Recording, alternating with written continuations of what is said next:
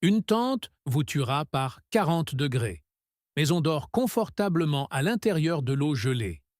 Et la physique derrière cela n'a aucun sens jusqu'à ce que l'on voit ce qui se passe réellement au niveau moléculaire.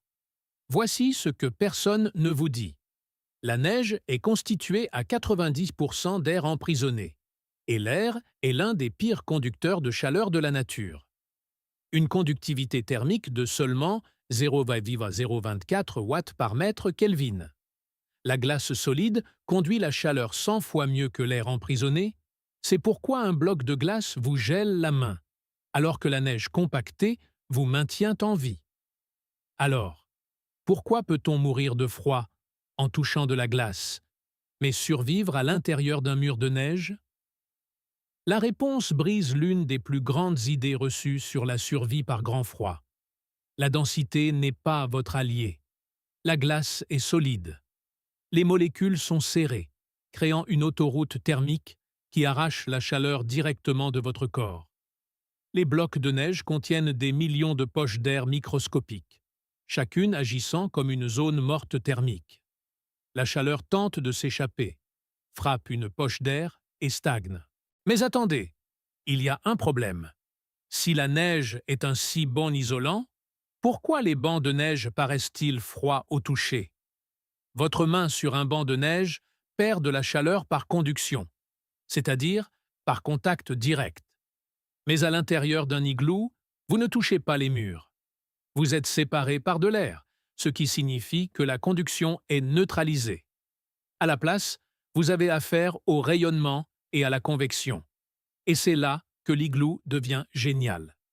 Une tente est faite de tissu, fin, perméable, et possède une masse thermique nulle. La chaleur de votre corps rayonne vers l'extérieur. La tente n'absorbe rien, et le vent emporte la chaleur à travers le tissu lui-même. Vous essayez essentiellement de chauffer l'Arctique tout entier. Un igloo est différent. La neige absorbe la chaleur lentement et la restitue lentement. Ce mur de neige de 18 pouces d'épaisseur est un accumulateur thermique. La chaleur de votre corps, votre respiration, même une petite bougie, toute cette énergie est absorbée et rayonnée à nouveau dans l'espace. Lâchez un emoji feu si vous avez déjà dormi dans des conditions hivernales. À l'intérieur d'un igloo correctement construit avec la seule chaleur corporelle, les températures se stabilisent autour de 35 à 40 degrés Fahrenheit. À l'extérieur, il fait toujours 40. C'est une différence de 80 degrés sans aucun combustible. Or, voici où la plupart des gens se trompent. On pourrait penser que sceller complètement un igloo emprisonnerait un maximum de chaleur. Faux.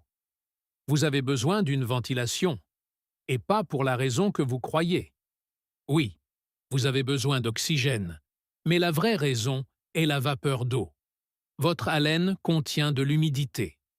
Par des températures négatives, cette humidité ne s'évapore pas. Elle gèle sur les parois intérieures sous forme de givre. Avec le temps, le givre devient de la glace. La glace conduit la chaleur. Désormais, votre isolant parfait devient un puits thermique. Un petit trou d'évent au sommet permet à la vapeur d'eau de s'échapper avant qu'elle ne puisse geler et ruiner votre barrière thermique. Les Inuits, qui construisent des igloos depuis des milliers d'années, placent toujours les vents au sommet du dôme. L'air chaud monte. L'air chargé d'humidité s'élève et s'évacue naturellement, tandis que l'air froid respirable descend et se réchauffe avant de vous atteindre. C'est une boucle de convection alimentée par la physique. La forme d'un igloo n'est pas qu'une simple tradition, c'est de la thermodynamique. Les igloos sont toujours des dômes, et les dômes sont les structures les plus économes en énergie thermique que l'on puisse construire.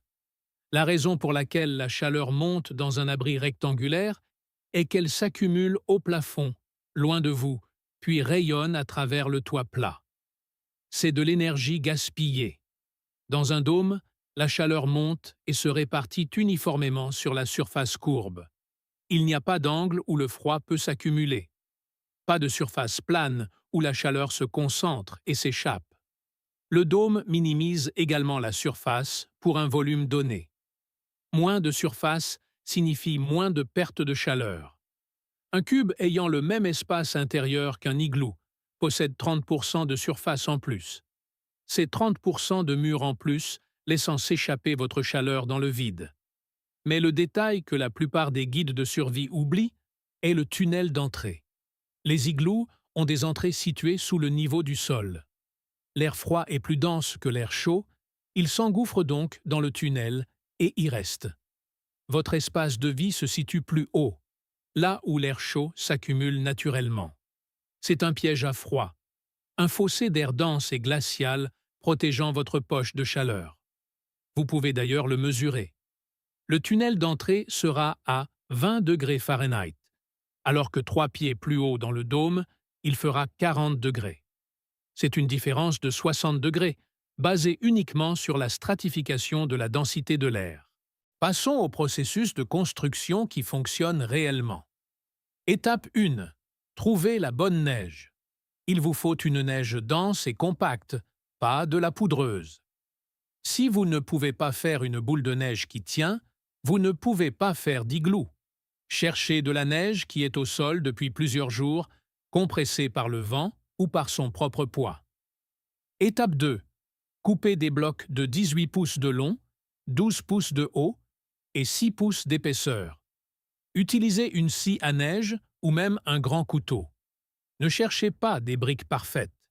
Des blocs bruts conviennent très bien car vous comblerez les interstices avec de la neige meuble.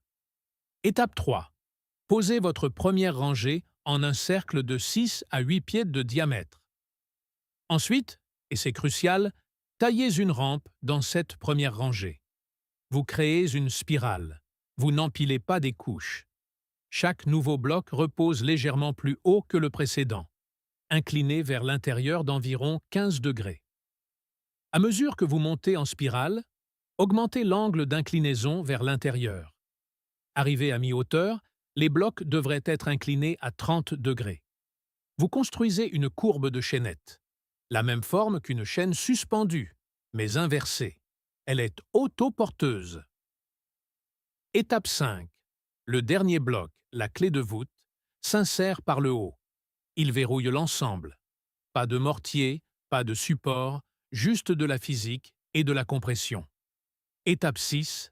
Bouchez tous les interstices et fissures avec de la neige meuble.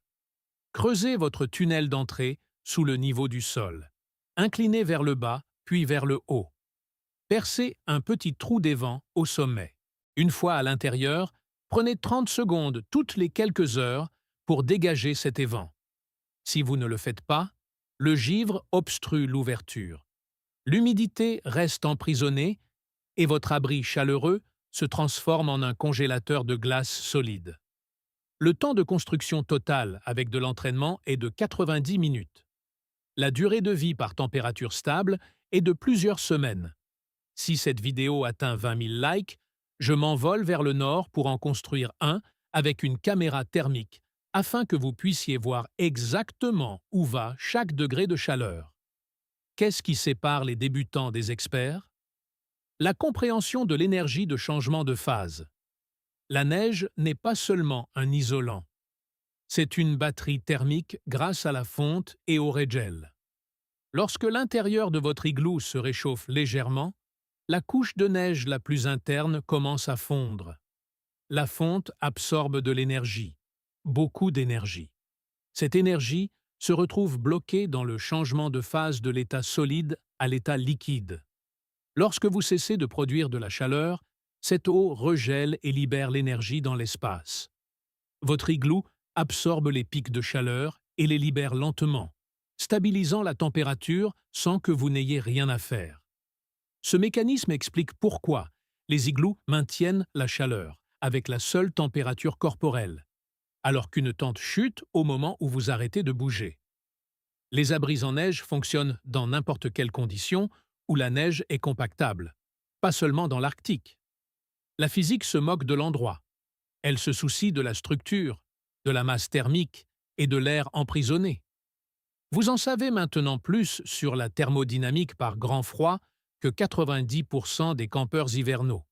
Vous comprenez pourquoi la densité vous bat, pourquoi la forme vous sauve, et pourquoi le matériau qui peut vous tuer est celui-là même qui peut vous sauver la vie, si vous savez comment l'apprivoiser. Si cette exploration de la physique de la survie a changé votre regard sur le monde gelé, n'hésitez pas à vous abonner et à liker la chaîne. Nous révélons la science et l'histoire cachée que d'autres ont tenté d'enterrer. Restez au chaud, restez curieux et continuez à bâtir l'avenir. La prochaine découverte sera bientôt révélée.